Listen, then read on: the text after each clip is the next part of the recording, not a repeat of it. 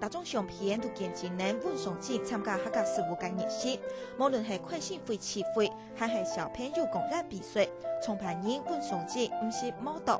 各类客家法堂、祭典还係冲客，温松节就係有钱出钱，有力出力。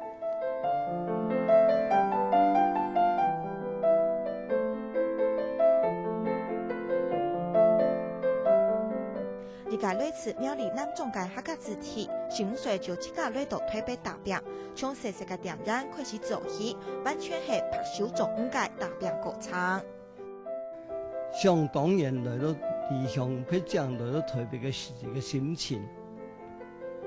當然呢，在伊哋讀書，你客家人去笑一笑，所以呢個環境之下呢，你要出嚟去求，能立足肢體啊。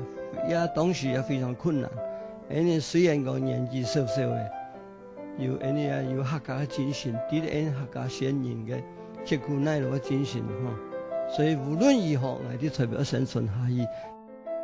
本妹温松節事業成功，變做嚟大跳價，佢開始回饋社會。台灣在9年日大體統嘅時節，温松節72歲咧，喺許多早起來做義工。佢許多時人嘅國家有了，來為咗需要，佢都會停手記錄。還有佢最愛嘅客家，可能係某本大細事情，佢都係自己最大嘅心力。温老啊，佢哋聲音後生啊，先算打拼。佢我講過啊，佢後生來台北嚟時15歲先啦。家妹啊，那小朋友係講表嘅海大人啊，後生人錢冇用哦，反正來台北。冇出頭嘅時啦，佢會賣茶單做轉些。佢聲音佢打拼到呢位置很有成就。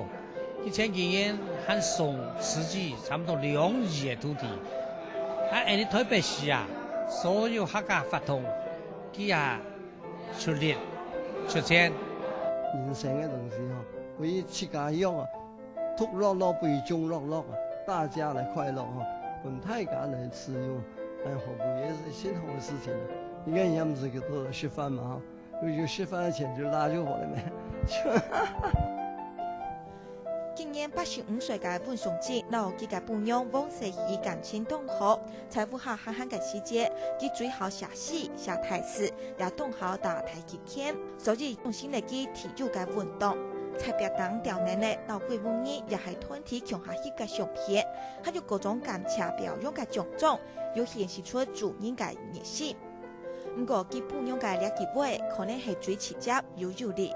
伊聲音來吼也冇好，不愛遐咪會說啦。客家新聞潘金路汪小區台北報道。